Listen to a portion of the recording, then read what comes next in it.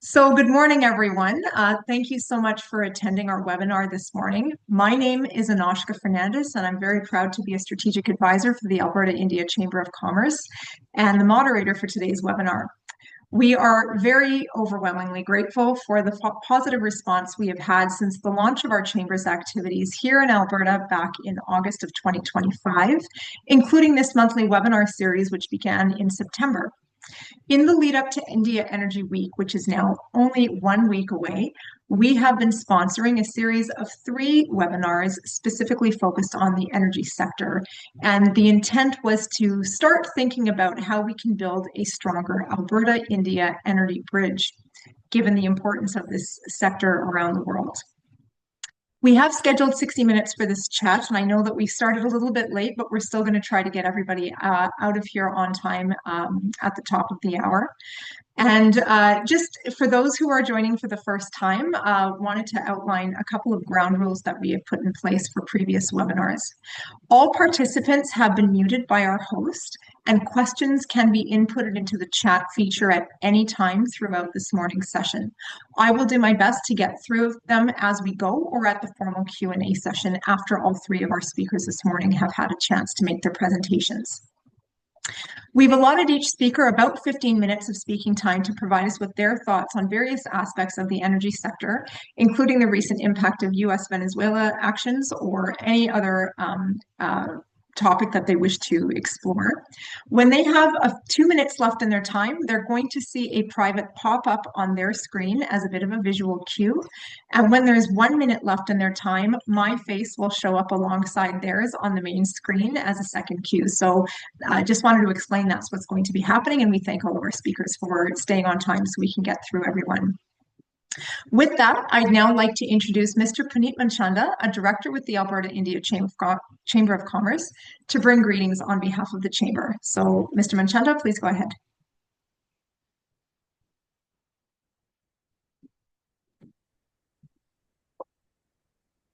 Good morning, and welcome to this third of the series of the energy webinars that Alberta-India Chamber of Commerce has been hosting.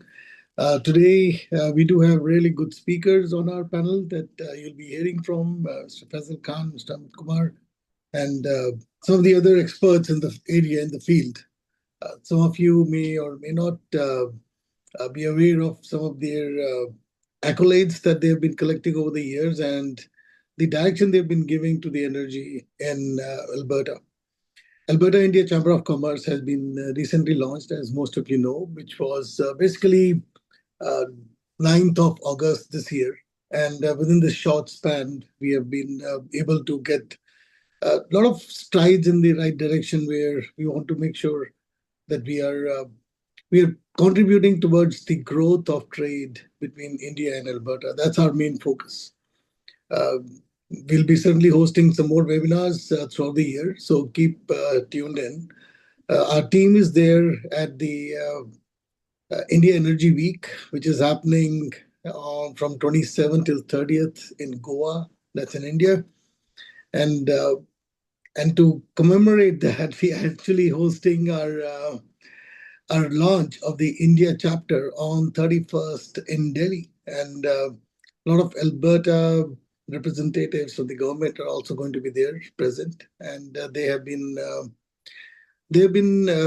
gracious enough to support us from that perspective. And we also have a lot of dignitaries from the Indian government as well that will be joining us for the launch. So looking forward to having more of these events, and also your participation. And let's make sure that Canada and, in fact, Alberta becomes strong from the trade perspective, and let's make use of some of the opportunities that have been thrown to us. Thank you. Fantastic. Thank you, Mr. Manchanda. I'd now like to introduce today's first speaker, Mr. Faisal Khan. Mr. Khan is a professional engineer with over 14 years in reservoir engineering and regulation. He served 12 years at the Alberta Energy Regulator, reviewing enhanced oil recovery, disposal of acid gas, hydrogen and carbon dioxide, gas storage, and salt cavern projects. Since 2023, he has been a reservoir specialist with Enbridge's New Energy Technologies underground storage team, focusing on standards for carbon capture and hydrogen storage. He holds a Bachelor of Science in Petroleum Systems Engineering from the University of Regina and participates in the Canadian Standards Association Z341 and its hydrogen subcommittee. Welcome, Mr. Khan. The floor is now yours. Hello, good morning to everybody on MST time and Indian Standard Time. Good evening to folks online. I have been trying to get my camera to work. For some reason, it is not doing so, but I will try to. I have a PowerPoint made up, so I'll start that. Please let me know if you can see my screen. Kush, are we able to enable permissions for sharing? Yes, they're enabled.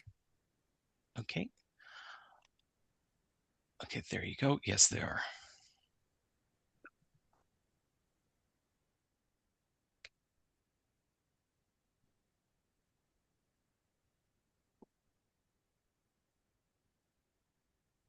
Can I get just a confirmation if everyone can see my screen?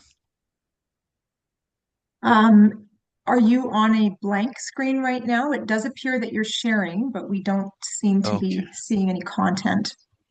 Okay. No, it should be. Let me try that again.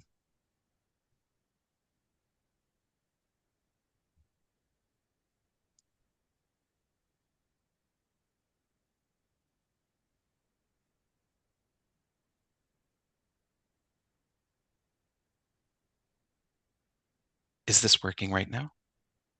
It's still going blank. If you wanted to email me a copy of the slides, I can put them up. I do see your web browser, so if your presentation's in the web browser, it will work. Otherwise, I think you'll want to share your whole desktop. Okay, let's try that one more time. Sure. I'm not too familiar with Zoom. I often use Teams. So this is actually my first time doing it on Zoom. I apologize for that. Entire screen. Let's do this. If not, I can email it. Yes, it's working now. Okay, great. Thank now. you, everyone. I first of all, apologies to everyone for that little hiccup on the start. So yes, my name's Faisal Khan. I'm a senior reservoir engineer, reservoir specialist with Enbridge. Today's my presentation is about an overview of carbon capture, utilization, and storage, also known as CCUS. And my particular focus is on technologies in Alberta. That's what I've been asked to. And as my discipline suggests, most of my presentation today will cover the subsurface as a reservoir engineer. Before getting into CCS in Alberta, just a brief primer on what is CCS and carbon capture and storage, what it entails, and how that relates to how Alberta is pursuing CCUS. So carbon capture and storage is you need a source, typically emissions from industrial or energy plants, and CCS is added to those either as a greenfield or brownfield. You can attach it in or purposely built, but typically what we're seeing in industry is a lot of the industrial emissions that are coming in. They'll attach in a carbon capture unit, and capture units, particularly in for CO2 from flue gases, can exceed over 90%. Is captured. Then the CO2 is transported, and that's where Enbridge comes in, the company that I work for, and it's subsequently stored into a subsurface reservoir underground.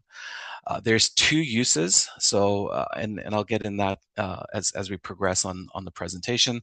Either you can utilize that CO2 for example, enhanced oil recovery, or you can permanently store it into a porous formation. One of the key technology pieces that I'll be talking about is the MMV, monitoring, measurement, and verification. That's a key component on the security and conformance and ensuring that CO2 is safely stored in the subsurface. On this illustration on the right, you see some of that process that I talked about.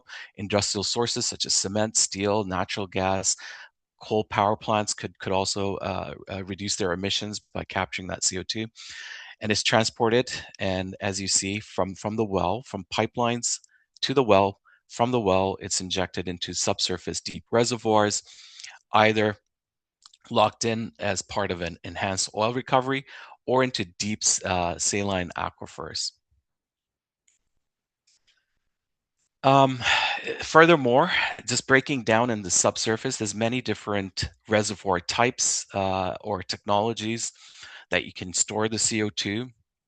As I mentioned, you can store it into deep saline aquifers. You can do it into depleted oil and gas reservoirs. You can use CO2 for enhanced oil recovery.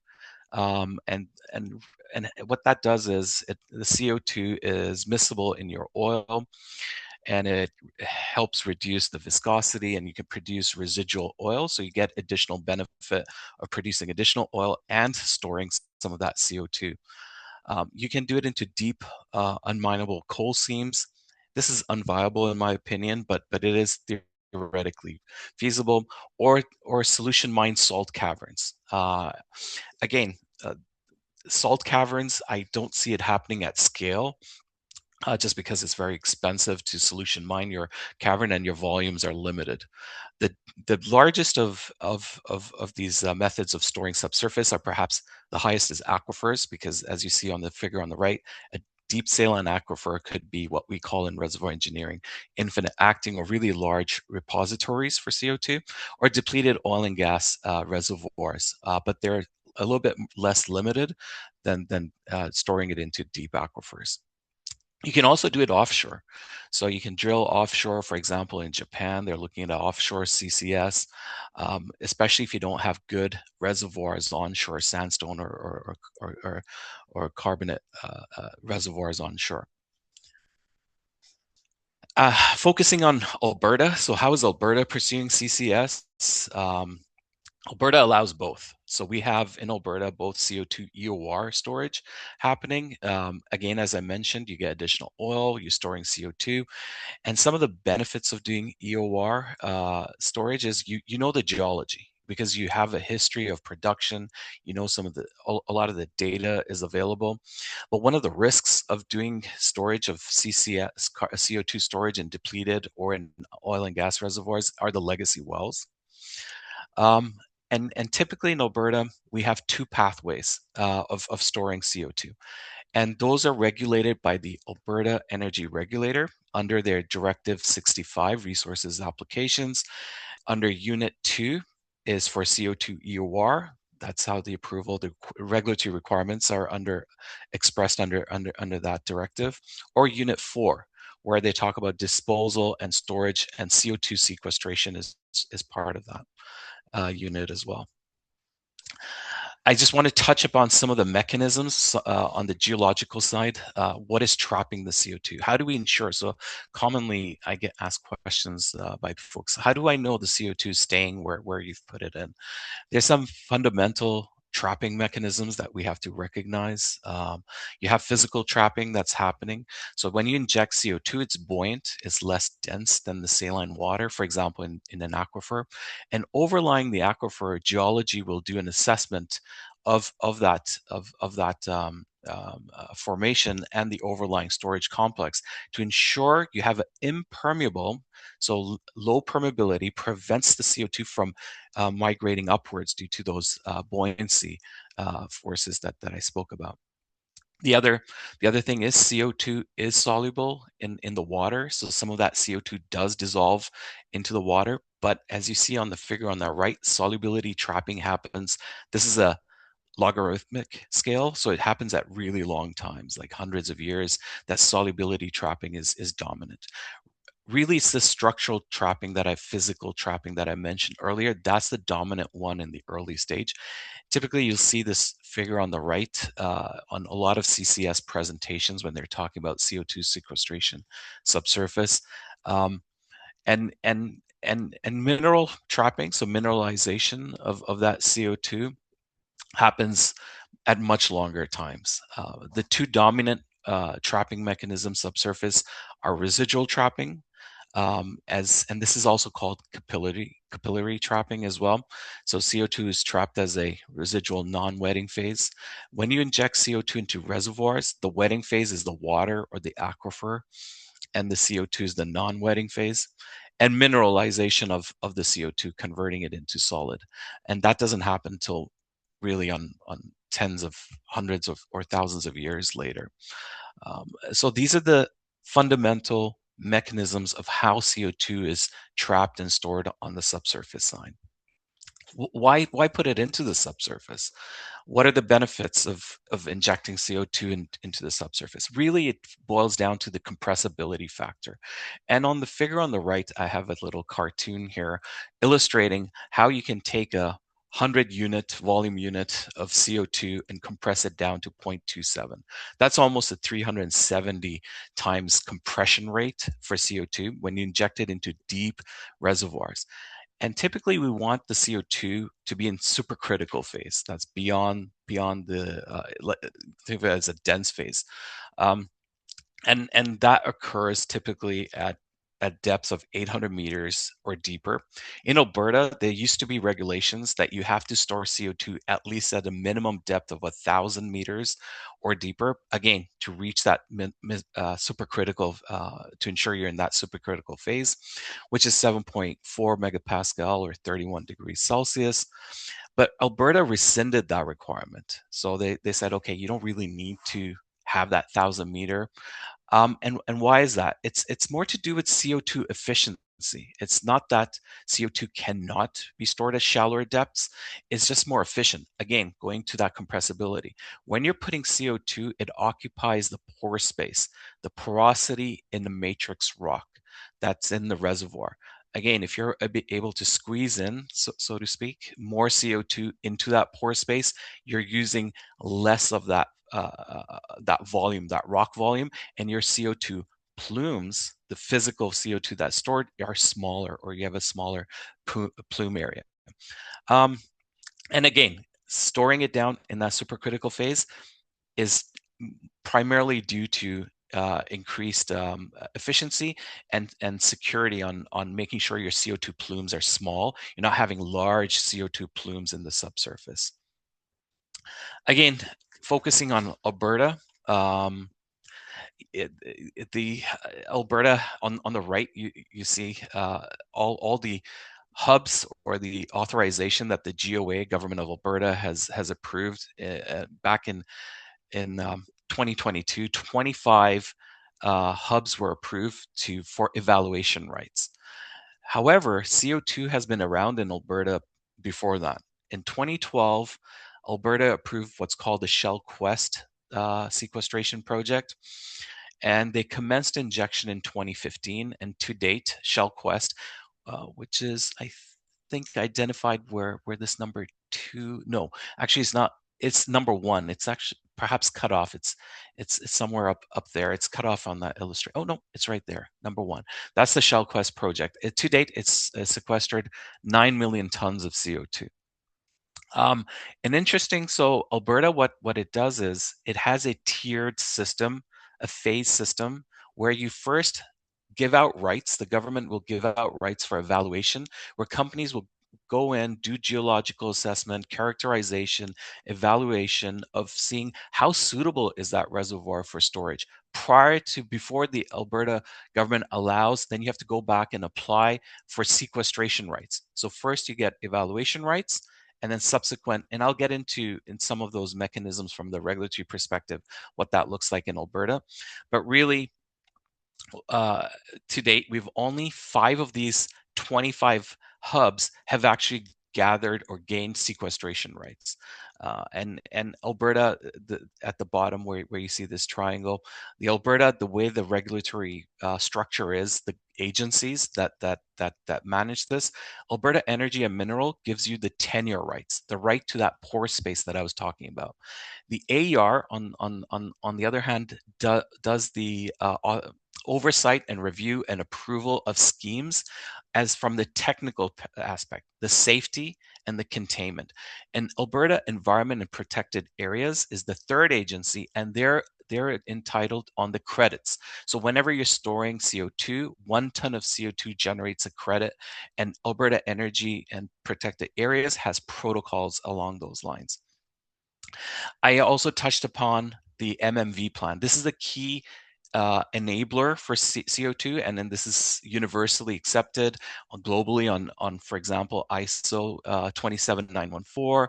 The Canadian said 741, which is getting rescinded, by the way, and they're getting merged. So Alberta, Canada, and Alberta will be relying on 27914 as the technical standard for CO2 geological storage, which includes MMV plans, and I'll touch what are MMV plans, and even the European CCS regulations rely on this MMV plan. So what is MMV? MMV stands for Monitoring, Measurement, and Verification. These are basically measurement and surveillance activities for ensuring that you have safe and reliable operation for storage of CO2, and enables regulators across multiple jurisdictions to accept uh, the the liability side of things. So MMVs are risk-based, they're iterative. As I mentioned at the beginning, when you're doing your characterization, you don't really know your geology until over time. So you have to history match, get more data. They're iterative, they're adaptive. These are key fundamentals of what MMVs are. And they enable, the last point, this is a key point, enable the transfer of liabilities to local jurisdictions. So for example, if a proponent such as Enbridge, or if they've been injecting for let's say 15 or 30 years, maybe over a period, they will transfer those liabilities to the local jurisdiction, in this case, Alberta. MMV is broken down to different domains. So it starts off at the bottom right where your geological storage is, and then you have a complex, as I mentioned, that impermeable seal, ensuring the CO2 doesn't migrate upwards back into groundwaters, for example. So you have the geosphere being monitored, and then where your groundwater, your fresh water is being protected to ensure CO2 doesn't leak into the groundwater and contaminate it. And then you're doing the biosphere and the atmosphere. So there's multi-domain activities and very comprehensive as to what MMV covers off to ensure your CCS is operating safely and does not impact the environment adversely. And you need to demonstrate monitorability for all domains. So Alberta requires ensure that your CO2 is staying in the geosphere. Ensure that the hydrosphere is not, your groundwater is not being impacted. You need landowner wells or dedicated monitoring wells for that. And then you have different systems for atmospheric monitoring. In Alberta, how does that work? As I mentioned, we have different life cycles and iterative. So Alberta, early on, as I mentioned, it gives you these evaluation rights, the 25 hubs that I showed you earlier. Oops, I apologize. And companies are supposed to, these are 5-year terms. So Alberta gives you 5-year evaluation rights where companies would have to demonstrate that they have proven, gathered enough baseline data, et cetera, that you can safely store CO2. Then you'll apply for what's called the sequestration right. As I mentioned, there's only been 5 of those in Alberta that have acquired sequestration rights, and these are 15-year terms. So every 15 years, you'll have to go back and reapply. And then the third phase. Mr. Khan, I'm so sorry to interrupt, but can I just ask if you're getting ready to wind down in about a minute or so? Because okay. Yes, I'll close up after this. So the MMV is the key piece. You get into closure. Closure phase could be 10 to 15 years that you would sit and monitor and ensure that you're safely stored the CO2 before transferring that liability. For example, Alberta will take that liability. So you have a 15 years, and this is risk-based. It could range from 10 years to 15 years additional post-injection. So closure has been suspended. And I'll just conclude with this. MMV is multifaceted. There's a lot of technologies. There's, satellites, you have in-well, you have seismic, microseismic, you're looking at induced seismicity for earthquakes. And these are a few of the technologies that are deployed for MMV and at the scale. So 5 years, 25 and 10, I've just given you a snapshot of an example of an MMV. And this is my last slide. There's a lot to cover. Hopefully I didn't go too fast or for folks listening in. Thank you.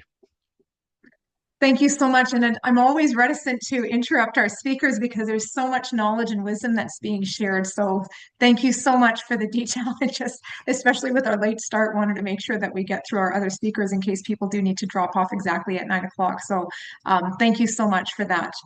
Our second speaker today is Mr. Rajesh Chopra. Mr. Chopra is a seasoned chemical engineering and energy transition leader with over 30 years of international experience in refining and petrochemicals. With nearly 30 total years of experience in senior roles at Shell and Indian Oil, Mr. Chopra has worked across research and development, process design, licensing, manufacturing, consultancy, and project execution. He has led multidisciplinary global teams across India, Netherlands, the US, Malaysia, and delivered over $2 billion in value through innovation, process optimization, and technology deployment in large-scale capital projects for global clients. Mr. Chopra is passionate about building high-performing teams, driving digital transformation, and contributing to sustainable growth in the evolving energy landscape. Welcome to the webinar, Mr. Chopra. The floor is now yours. Thank you. Thank you, Anushka. Are you able to hear me? Is there any way you could just become a little bit louder? We can hear you, but it's quite faint. Okay. I do not know what to do, but let me speak a little bit louder. That's much better. Thank you. All right. Okay, so let me share my screen because I'll be using a slide deck to. Can you see my screen now? Yes, we can. All right, let me put it in a slideshow mode. Just a minute. Is it still visible? Yes, it is. All right, thank you. Thanks once again, Anushka, for those kind words of introduction, and also thanks for giving the opportunity to share my thoughts on this prestigious platform. This is what I want to cover in next 15-ish minutes. A little brief introduction about Exanalyst company. I've left Shell now and started up this company together with a colleague of mine, let's say friend. This is also only 3 months old company. It's called Exanalyst. So I will briefly introduce that company. Thereafter, I will share, provide an overview of the India energy sector, high-level overview. Then I'll zoom into the petrochemical markets. What are the global trends across different regions? And then I'll end with the Indian petrochemical sector. What's happening in that sector? What are the opportunities? What are the challenges and threats in that sector? Now, petrochemicals is slightly, I would say, deviating from the energy theme, but as we will see, vast majority of the petrochemicals are still derived from the energy sources that we use in our day-to-day life. Okay, we'll come to that. So this is the website link for Exanalyst. So if you click on this, I will encourage and appreciate people to click this link. It will take you to this page, and this is what describes Exanalyst. What are we doing? We aim to empower all the people who are working in energy sector in different areas, different levels, be in the energy markets, analysts, traders, chief technology officers, or even people who are working in the energy market, journalism. So our aim is to empower all those people via advisory, providing advisory, consultancy, as well as the competency development and we also do the educational work for them. So we coined this word IACE. I is for the market insights. We provide insights what's happening in the chemical or in the oil and the chemical markets, so that people who are in that business can take action based on those insights. Advisory, as I said, to the senior management, competency development for C, and then we also do educational, lot of podcasts. So this is essentially what ex-analyst is. I will just also this page is from our website, and there we can see some of the market insights that we have published very recently, and many of these are linked to the events, the geopolitical events that are happening, which are of immense interest to people who are in the energy markets. So I won't spend much time on this one. Let me go straight to energy, India energy sector. Now, before I go there, I would surely encourage and appreciate if people can visit our website and share their views on what we are doing, and if they would like to see something more in the market insight area. So coming to India energy, now India is currently in a very high growth and also going to a transition phase. Most of the people on this call probably be aware that India is heavily reliant on imports for meeting its growing energy demands. Approximately 85 to 90% of the crude that is consumed in Indian refineries is imported. And when it comes to gas, LNG, approximately half of that is imported, which means there is a lot of burden on the foreign exchange that gets spent on importing this material. And on top of that, there is these days, because of the geopolitical events, the energy security. You need to have diverse sources for importing these energy sources into the country, so that you are not or you're not dependent on one single source or very limited source. Then the recent geopolitical events, I think the Russia-Ukraine war and the very recent one in Venezuela has shown that no country is kind of immune to what is happening in the world around them. This chart I have just tried to show the historical crude imports that happens into India. India historically imports about 4 to 5 million barrels per day of oil. Historically, if you, I think the only point I would want to show it here is that Middle East has been the main supplier of crude to Indian refineries, but of late, especially since the Ukraine war and the subsequent sanctions on the Russians, or the curbs that were put on the Russian crude oil, we do see import of Russian crude increase. You see in this chart is the purple lines. So this is the Russian origin crude, and that you can see has increased significantly. And the main reason for that was that it was available at a good discounted price, which Indian refiners could use to their benefit, as well as the benefit for the people, to keep the petrol pump or the energy prices stable or lower in India. You also know that there are additional European sanctions now put in place. I think those will be coming in force from tomorrow, from 21st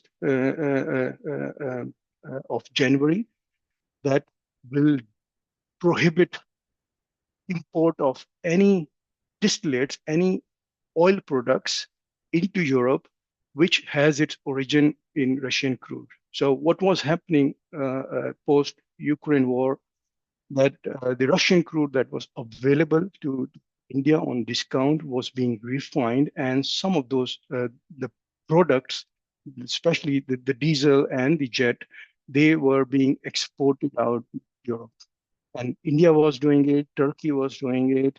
So these were the two main countries that were exporting the products. But now with this ban coming into the in place from tomorrow, these refineries in India as well as in Turkey would not be able to process Russian crude. And if they do process Russian crude, they won't be allowed to sell their product in the European market. And if you look at its very last bar, that shows the Russian crude into India dropped significantly because of those European sanctions.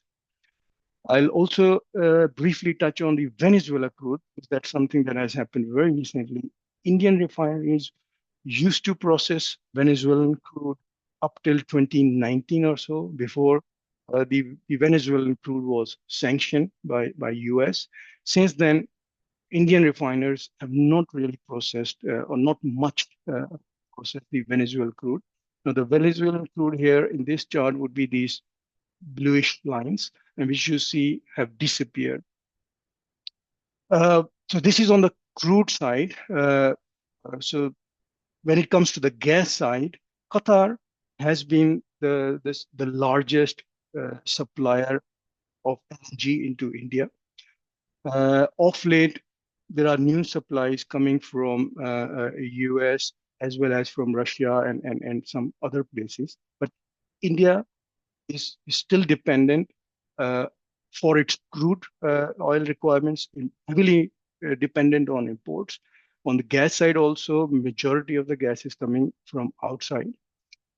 I would skip this part. The sixth number is a very recent market insight that we published based on events that are happening in Venezuela and Russia, which is actually published in one of our market insights, this India Oil Watch 1, wherein we have tried to analyze data from various sources, the trade flows, and then given a signal to the market that because of the US action in Venezuela and subsequent to that, they have effectively taken control of the Venezuelan oil. Now, the Venezuelan oil before this US action was already heavily sanctioned. And there was only one main buyer, and that was China. So the US taking over Venezuelan oil effectively is cutting off the Venezuelan oil, and which was being offered to China at a very steep discount. So China will no longer be able to access that Venezuelan oil. But another thing that is related to that is that Venezuelan oil is a very heavy grade oil. It's not easy to produce and transport it. You need to dilute it with light hydrocarbons like light naphtha or so. And what Venezuela was doing, because of the heavy sanctions that were put in place, they were asking many of their, let's say, buyers to bring in that naphtha. And what we have seen is that, especially last 1 or 2 years, there was a lot of naphtha export happening from India to China. And our view is that naphtha was going as a diluent for the Venezuelan heavy crude. And with the Venezuelan heavy crude now not going to China, there will be an excess or surplus of naphtha in the Asian market, and which would affect the pricing that we think that the Asian naphtha market will become long. And on the Western Hemisphere, because now the Venezuelan crude will be flowing more towards US, so the need for the naphtha, lighter naphtha as a diluent will increase, and that means the pricing in the Western Hemisphere for naphtha would increase. So maybe I'll just limit it to that. Now I come to the petrochemical. Now this one may look very complex, but idea of showing this chart is that the most of the petrochemical products in our modern, I think, life, we are so much interlinked that it's very difficult to be not using one of the petrochemical products. I mean, be it the laptops that we use, the phones, the chairs, the foams, the mattresses, all the medical equipment, all the syringes, so the cars, the construction, the insulation material, the paints, adhesives. So you name anything that we use in our modern day-to-day life, there will be one or more petrochemical product in it. For some time, the petrochemical industry, I think, is hammered more because of the environmental impact of the petrochemical products, but I think they do not get the credit which they deserve for improving the quality of the modern life, as well as saving lives through the healthcare system, because that's where healthcare as well as the food supply chains.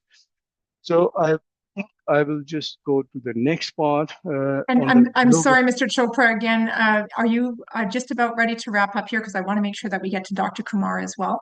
Oh, yeah, sure. All right. So, okay. So I will just then keep it very short that globally, the petrochemical markets are facing strong headwinds. There is a lot of oversupply, mainly because of the capacity that has come up in China. Whereas the US is still doing good, but Europe is facing immense pressure, and they are going through a rationalization where the capacities are being cut, plants are being closed, and I think that is something will continue to happen for next few years. When it comes to India, despite this kind of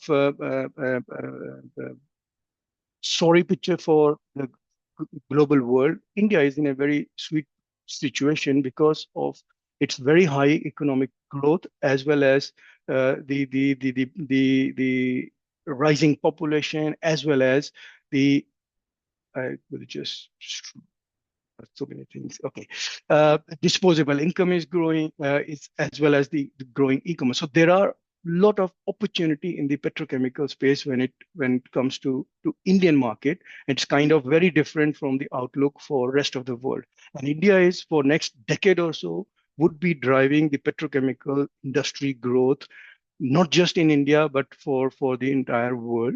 And that's why we think there are many opportunities in India in this sector to come together, be it in the R&D space or the technology development or the deployment stage.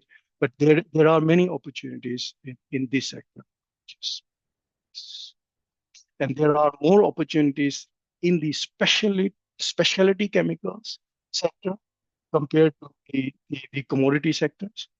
Because most of these things are still imported, and because of the emphasis of Indian government on self-sufficiency, there is a lot of room to add capacities in this area.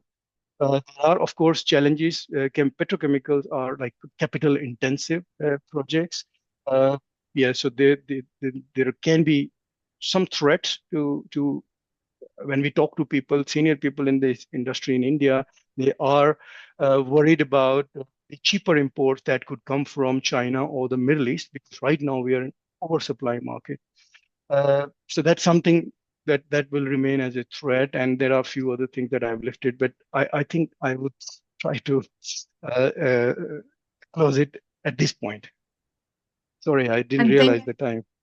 No worries. Well, there's a lot to talk about, and there's certainly a lot of development right now. So it's a hot topic of conversation. And I'm sorry to interrupt, but I want to make sure that we get to everyone. So thank you so much for your thoughts, Mr. Chopra. It's now my great pleasure to introduce our final speaker for this morning, Dr. Amit Kumar. Dr. Kumar is a professor in the Department of Mechanical Engineering at the University of Alberta and a global leader on energy systems. He holds a Canada Research Chair in Assessment of Energy Systems Tier 1 and is the Synovus Energy Endowed Chair in Environmental Engineering. Dr. Kumar serves as the Director for the Center of Hydrogen Innovation, Workforce Development and Outreach, and he also serves as the Deputy Director of Future Energy Systems, a $75 million initiative at the University of Alberta. He currently leads a large research program in assessments of energy systems, which develop information for policy formulation and investment decisions. And Dr. Kumar is the Associate Director for the National Science Foundation USA Global Center for Sustainable Bioproducts, a 6-country joint initiative. Welcome to the webinar, Dr. Kumar. Before I turn the floor over to you, I'm just going to ask our participants if you are able to stay on a little bit past 9. I'm sorry that the technical issues caused us to start a bit later. I do want to make sure that Dr. Kumar has his full 50 minutes to present. So if you are able to stay on, please do. We will run this a little bit late. Go ahead, Dr. Kumar. Thanks, Anushka. I just want to make sure, are you able to see my full screen? Yes, we are. Thank you. I'd just love to interject. I think I'm seeing your presenter view on the share screen. What about now?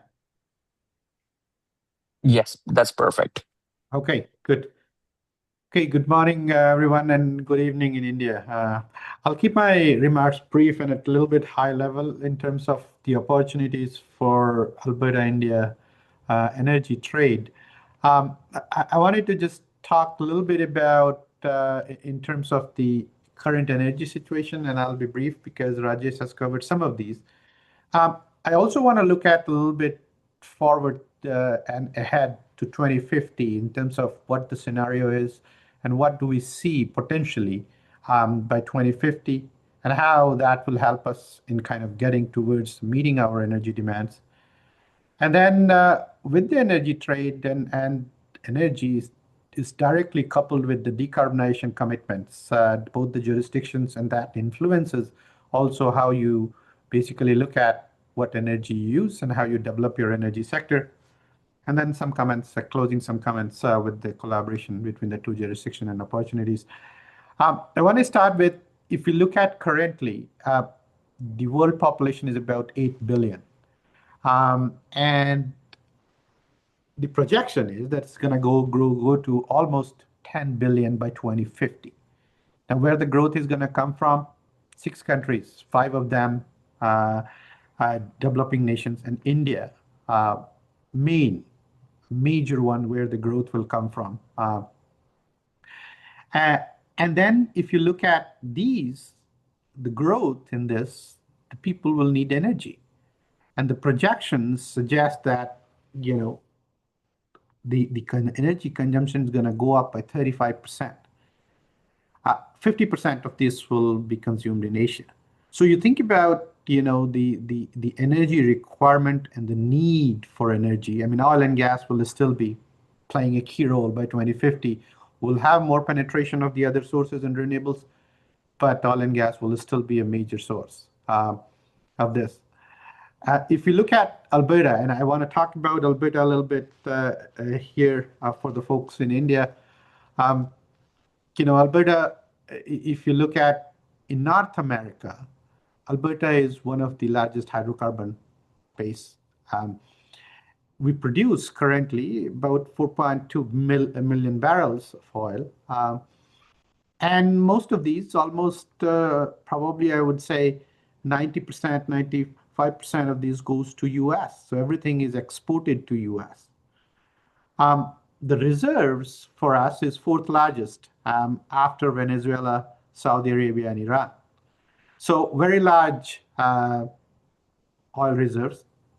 And not only oil, but natural gas too. We have one of the largest natural gas reserves in the world. And most of that, again, the natural gas we export to US.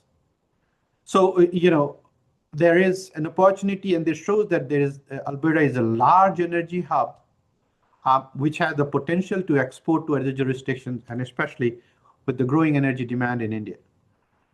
This, I'll keep it brief, but I would also say that coal is also a major source of energy in India.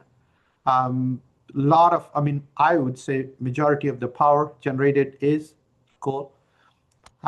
Oil is, again, another major source. 90% of this is imported. But then we also know that in rural India, there is a lot of use of wood as cooking, non-commercial use, not commercial use.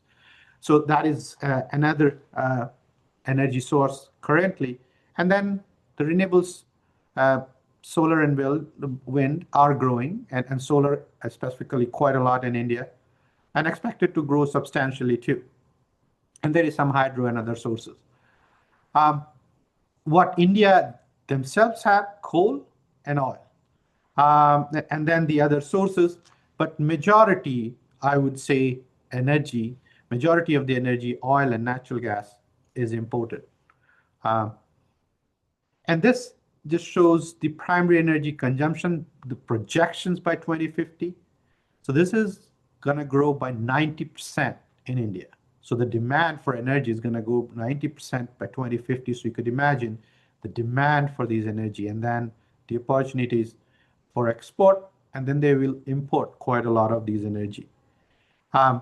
Oil, coal, and natural gas will still be there. Probably coal will slow down a little bit, but it still is one of the cheapest source of energy in India. And this is true globally, I would say, the different jurisdictions use the energy what they have because it's the cheapest source. So more makes them more energy independent. And so coal will still be there. And then the renewables expected to grow significantly, I would say solar more.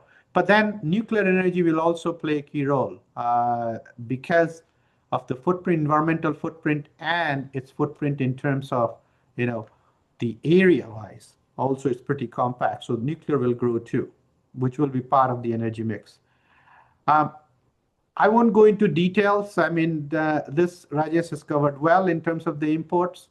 But I would say is that the opportunity is there to import because of all the restrictions coming up globally through the geopolitical issues. There is an opportunity for Canada and Alberta to export, much more stable jurisdiction. We have been exporting, a major exporter to US. So there is an opportunity to export to Canada from here. I'd also like to talk a little bit about the GHG footprint. So although cumulatively, the total GHG emission from India is about 7.5% of the global emission, but per capita it's very low. And the key here is that most of these emissions come from fossil fuel in India too, with a lot of use of coal, natural gas. But this also provides an opportunity to help and provide technologies for decarbonization to India, and especially energy technologies. And that is key because decarbonization pathways, if you think about this, basically looks at 3 different baskets: energy efficiency, renewable energy, carbon capture and storage. So there are lots of opportunities there to export these decarbonization technologies too. We had some discussion and Faisal talk about CCUS, and that's one of the major, I would say, Canada and especially Alberta has done quite a lot, and a lot of know-how is there to basically to export that know-how to India, especially to decarbonize their coal sector, a big opportunity. So I just say that potential pathways for improving trade, oil and gas export, big one, especially from our west coast, Prince Rupert, to east coast of India. I mean, Orissa, where now there are LNG terminals developed by Total and Adani Group in Dhamra port, there is potential for developing similar kind of port for exporting LNG terminal there. So joint partnership and infrastructure development, similar to what has already been happening. In terms of exploration and upstream exploration in India too, because of the know-how that we have here in terms of improving efficiency and then exporting the technologies for extraction of these resources. Decarbonized pathways, I mentioned that. CCUS, a lot of know-how. I mean, in Alberta, if you look at just the infrastructure itself, we have one of the largest, carbon transportation pipeline, Alberta Carbon Trunk Line, capacity of 14 million tons of CO2 transport per year. And still we are like, very early stages of that. And then hydrogen, I put hydrogen here. A lot of focus in India on hydrogen is mostly on the solar-based electrolytic hydrogen. But the transition to hydrogen economy is going to take place through SMR because of the larger scale initially. And then probably once the technology is developed in terms of the electrolytic hydrogen from different sources, then probably there could be a transition because currently the cost of green hydrogen is 3 to 4 folds compared to blue hydrogen. So based on natural gas with CCS. And I will stop there, and I would probably happy to address any questions that the people have. Thank you. Thank you so much, Dr. Kumar. And I realize for our audience that we have gone just a little bit over time, but I know unfortunately Mr. Khan had to drop off of the call. Mr. Chopra is still here. I haven't seen any questions come through in the chat, but I will just do a call out to participants now. If there were any questions that anyone wanted to ask either Dr. Kumar or Mr. Chopra.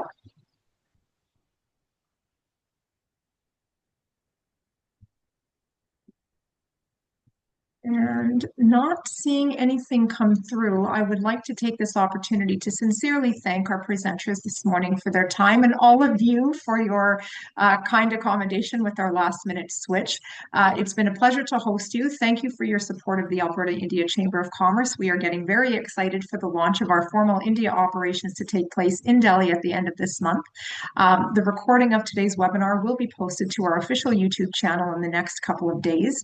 And we look forward to staying connected with you through LinkedIn and our newsletter service. If you would like to subscribe, please visit our website at albertaindiacc.ca.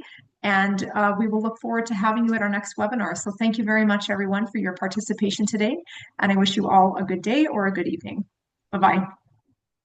Thank you.